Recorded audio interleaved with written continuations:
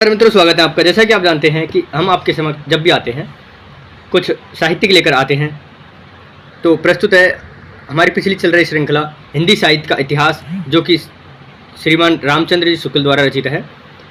मित्रों, इस सीरीज में हमने भक्ति काल पढ़ रहे थे और भक्ति काल में हमने प्रकरण 1 और 2 जान लिया था। प्रकरण 1 का नाम था सामान्य परिचय और प्रकरण 2 का नाम था निर्गुण धारा ज्ञान मार्गी शाखा।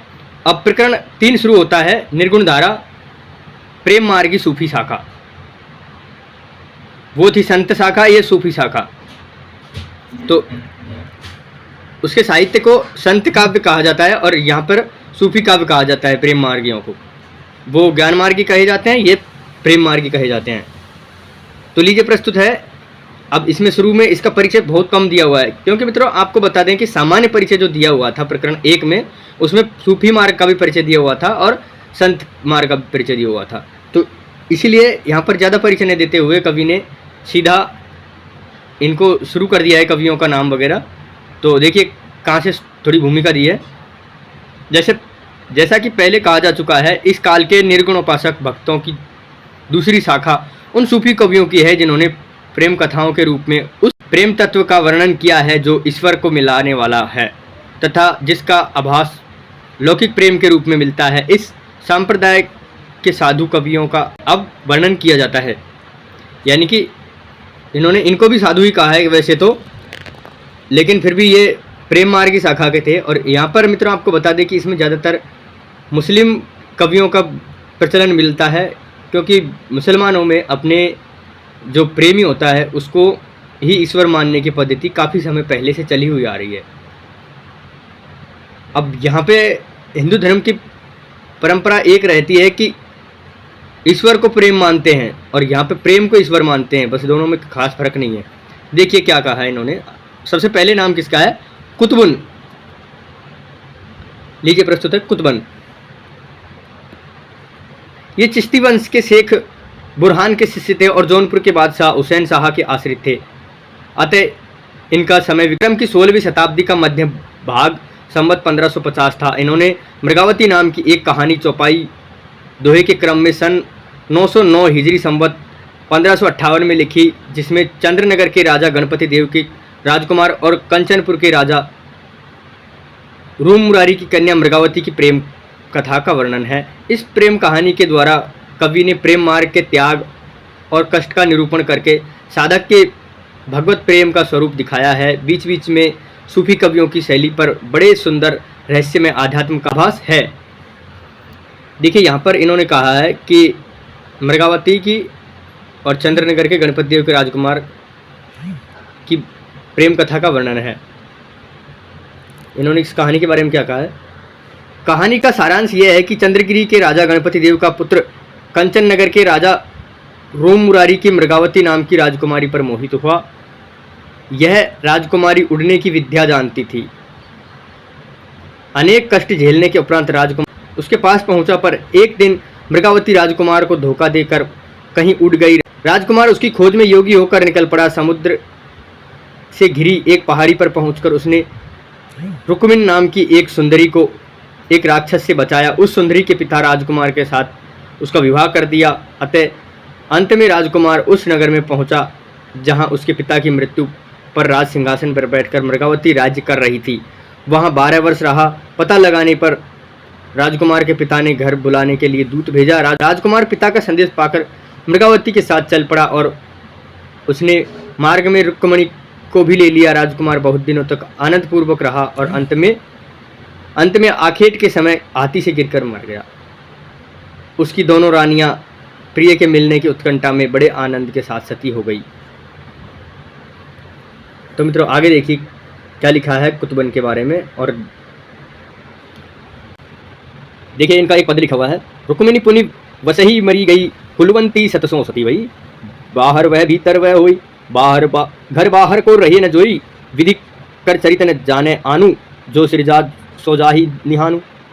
अगले कवि यहाँ पर दिए हुए हैं मंजन। तो मित्रों एक बात आपके सामने स्पष्ट आ ही गई होगी कि यहाँ पर सूफी कवियों का प्रमुख जो ध्यान रहता था वो रहता था प्रेम तत्व को सर्वश्रेष्ठ साबित करना और संतों का और ज्ञानमार्गी कवियों का जो मूल होता था वो होता था ईश्वर की भक्ति में सर्वस्व को साबित करना। अभी तो निर्गुण धारा ही चल रही है, तो निर्गुण धारा में निर्गुण का एक ही माना जाता है सर्वस्व। निर्गुण ब्रह्मा कह लीजिए, चाहे किसी को भी कह लीजिए, ईश्वर को एक ही माना जाता है। बहुदेववाद को वो सपोर्ट नहीं करते हैं। तो अगले कवि हैं मंजन। इनके संबंध में कुछ ज्ञात नहीं है, केवल इनकी रची मधुमालती की एक खंडित प्रति मिलती है जिसमें इनकी कोमल कल्पना और स्निग्ध हृदयता का प्रत्यय लगता है। मृगावती के समान मधुमालती में भी 5 चौपाइयों यानी अर्धालियों के उपरांत एक दोहे का क्रम रखा गया है, पर मृगावती की अपेक्षा इसकी कल्पना और भी विशद है और वर्णन भी अधिक विस्तृत और हृदयग्राही है। आध्यात्मिक प्रेम भाव की व्यंजना के लिए प्रकृति के भी अधिक दृश्यों का समावेश मंजन ने किया।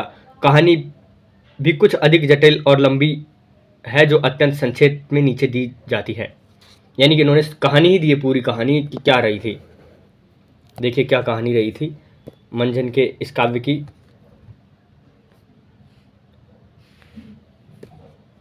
कनेसर नगर के राजा सूरभान के पुत्र मनोहर नामक एक सोए हुए राजकुमार को अप्सराएं रातों रात महारस नगर की राजकुमारी मधुमालती की चित्रसारी में रख आई।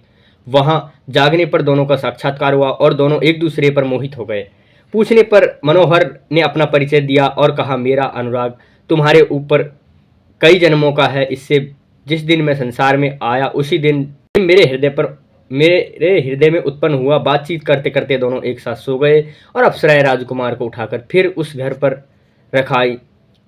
दोनों अब अपने अपने स्थान पर जगे। तब प्रेम में बहुत व्याकुल हुए राजकुमार वियोग से विकल होकर घर से निकल पड़ा और उसने समुद्र मार्ग से यात्रा की। मार्ग में तूफान आया जिसमें इष्ट मित्र इधर उधर बह गए। राजकुमार एक पटरे पर बहता हुआ एक जंगल में जा लगा जहां एक स्थान पर एक सुंदर स्त्री पलंग पर लेटी दिखाई दी। पूछने पर जान पड़ा कि वह चितबिरामपुर के राजा चित्रसेन की राजकुमारी प्रेमा थी, जिसे एक राक्षस उठा लाया था। मनोहर कुमार ने उस राक्षस को मारकर प्रेमा का उद्धार किया। प्रेमा ने मधुमालती का पता बताकर कहा कि वह मेरी सखी है, मैं उसे तुमसे मिला दूंगी। मनोहर को लिए हुए प्रेमा अपने पिता के नगर में आई। मनोहर के उपकार को सुनकर प्रेमा का पिता उसका विवाह मनोहर के साथ करना चाहता है, पर प्रेमा यह कहकर अस्वीकार करती है कि मनोहर मेरा भाई है और मैंने उसे उसकी प्रेम पात्री मधुमालती से मिलाने का वचन दिया है।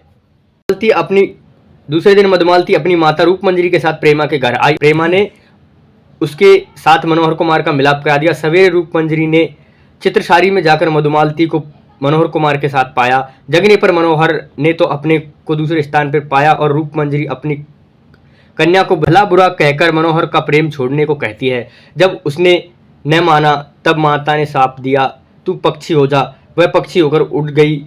तब माता बहुत पछताने और विलाप करने लगी, पर मधुमालती का कहीं पता न लगा। मधुमालती उड़ती उड़ती बहुत दूर निकल गई। कुंवर ताराचंद नाम के एक कुमार ने उसे पक्षी की सुंदरता देख उसे पकड़ना चाहा। मधुमालती को ताराचंद का रूप मनोहर से मिलता जुलता दिखाई दिया। इससे वह रुक गई और पकड़ ली गई।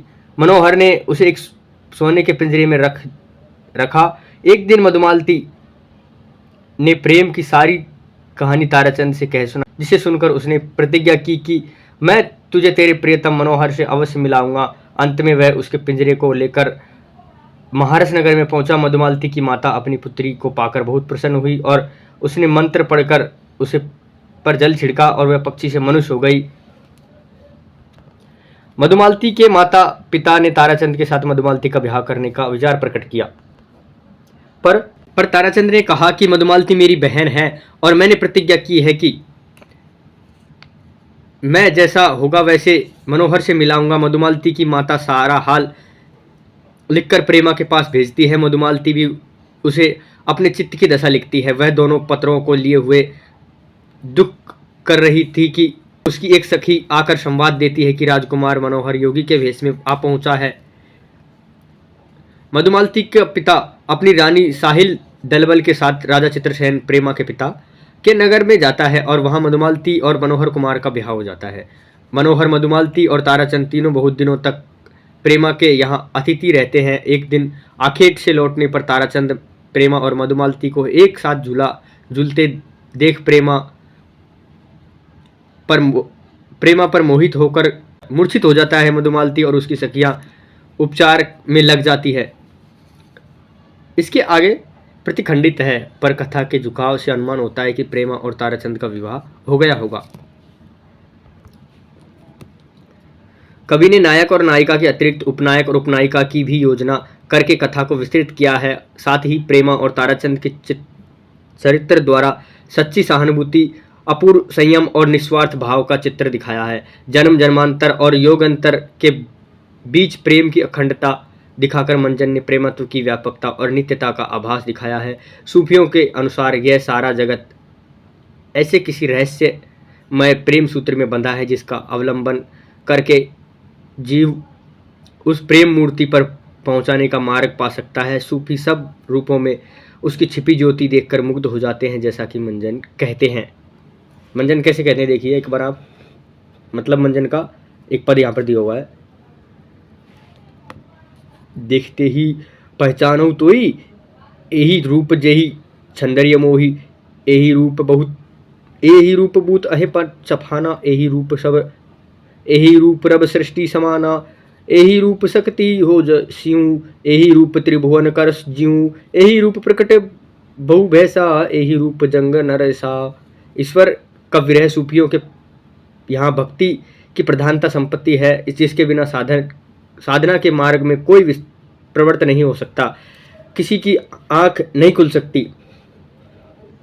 इसके संबंध में भी एक पद है, देखिए।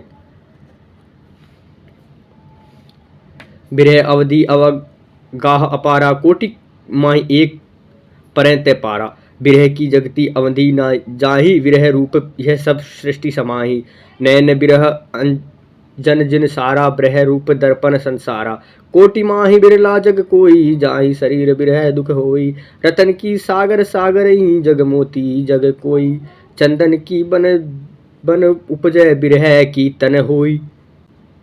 जिसके हृदय में यह विरह होता है उसके लिए संसार में स्वच्छ दर्पण हो जाता है और उसमें परमात्मा का आभास अनेक रूपों में पड़ते हैं। तब वह देखता है कि इस सृष्टि के रूप में सारे व्यापार उसी का विरह प्रकट कर रहे हैं। ये भाव प्रेम मार्गी संप्रदाय के सब कवियों में पाए जाते हैं। मंजन की रचना यद्यपि ठीक संवत नहीं ज्ञात हो सकता, पर यह निसंदेह है कि रचना विक्रम संवत 1550, याद रखिएगा, विक्रम संवत 1550 और 1595 यानी पद्मावत का रचना काल के बीच में बहुत संभव है कि मृगावती के पीछे हुई इस शैली से प्रसिद्ध लोकप्रिय ग्रंथ पद्मावत में जायसी में अपने पूर्व के बने हुए इस प्रकार काव्यों का संक्षिप्त उल्लेख किया है। जैसे जायसी में ने क्या किया है, पद्मावत में किया होगा जायसी ने, देखिए आप एक बार। विक्रम दशा प्रेम के बारा, सपन हुई कही गऊ पतारा, पूत मधुपाच मधुमावती लागी, गरपुर होई बैरागी, राजकुमार कंचनपुर गऊ, मृगावती कही जोगी भऊ, साधे कुंवर खंडावत जोगू, मधवालती करे किनी बिजोगू, प्रेमवती कह सुबरीर साध, उसी लागी अनुरुद्ध कर बांधा। तो में जायसी के पहले चार काव्यों का उल्लेख है, मधुधावती, मृगावती और मधुमालती और प्रेमावती। इनमें से मृगावती और मधुमालती का पता चलता है और शेष दो अभी तक नहीं मिले। जिस क्रम में नाम आए हैं वह यदि रचनाकाल के क्रमानुसार माना जाए तो मधुमालती की रचना कुतुबन की मृगावती के पीछे ठहरती है। उसमें जायसी का जो उद्धरण दिया गया है उसमें मधुमालती के साथ मनोहर का नाम नहीं, खंडावत का नाम है। पद्मावत की हस्तलिखित प्रतियां प्राय फारसी अक्षरों में ही मिलती है। मैंने 4 ऐसी प्रतियां देखी है जिन सब में नायक का ऐसा नाम लिखा है जो खंडावत, कुंडावत, कंडावत, गंधावत इत्यादि ही पढ़ सकते हैं। केवल एक हस्तलिखित प्रति हिंदू विश्वविद्यालय के पुस्तकालय में ऐसी है जिसमें साफ मनोहर पाठ है। उस्मान की चित्रावली में मधुमालती का जो उल्लेख है उसमें कुंवर का नाम मनोहर ही है। देखिए एक उदाहरण भी है यहाँ पे, मधुमालती होई रूप देखावत, प्रेम मनोहर होई तवई आवा। यही नाम मधुमालती की उपलब्धि प्रतियों में भी पाया जाता है। पद्मावत के पहले मधुमालती की बहुत प्रसिद्धि थी, जैसे कि जैन कवि बनारसी दास ने अपने आत्मचरित में संवत 1660 के आसपास अपनी इश्कबाजी वाली जीवनचर्या का उल्लेख करते हुए लिखा है कि उस समय मैं हाट बाजार में जाना छोड़ घर में पड़े पड़े मृगावती और मधुमालती नाम की पोथियां पढ़ा करता था। तब घर में बैठे रहे नाहिनी हाट बाजारा मधुमालती मृगावती पोथी दोए उपचारा। इसके उपरांत दक्षिण के शायर नरसती ने भी संवत 1700 मधुमालती के आधार पर दक्षिणी उर्दू में गुलशने इश्क नाम से एक प्रेम कहानी लिखी। कवित्व सवैया बनाने वाले एक मंजन पीछे हुए जिन्हें इनसे सर्वथा पृथक समझना चाहिए। यानी मंजन भी दो है, एक तो पीछे है कवित्व सवैया, तो रीतिकाल में आता है जहाँ तक ध्यान आपको आए तो मित्रों यहाँ तक हमने जाना था। और यहाँ तक हमने जाना कि मंजन और मंजन से पहले जाना हमने कुतुबन। मंजन का थोड़ा विस्तृत वर्णन दिया हुआ है, क्योंकि मंजन का यहाँ पर ये जो काव्य है ये बहुत ज़्यादा प्रसिद्ध था और ये काव्य जायसी के समथिंग में माना जाता है, मतलब जायसी के बराबर में माना जाता है। ये जायसी की जो पद्मावत है उसी के बराबर में माना जाता है। तो मित्रों यहाँ तक था प्रेम मार्गी दो कवियों का परिचय। अब हम जानते हैं मलिक मोहम्मद जायसी। तो इस वीडियो में मित्रों जायसी के बारे में संभव नहीं हो पाएगा, क्योंकि जायसी अपने आप में एक महत्वपूर्ण बिंदु के रूप में भी हिंदी साहित्य में समझे जाते हैं, बहुत मुख्य कवि माने जाते हैं। जैसे कि निर्गुण शाखा में कबीर, वैसे जैसे निर्गुण शाखा की प्रेम शाखा में कबीर, वैसे जैसे निर्गुण शाखा की ज्ञान मार्ग की शाखा में कबीर है, वैसे प्रेम मार्ग की शाखा में जायसी। तो देखिए जायसी अगली वीडियो में जानेंगे हम जायसी के बारे में। आज की वार्ता यहीं तक, मिलेंगे फिर अगली वीडियो में। नमस्कार, धन्यवाद।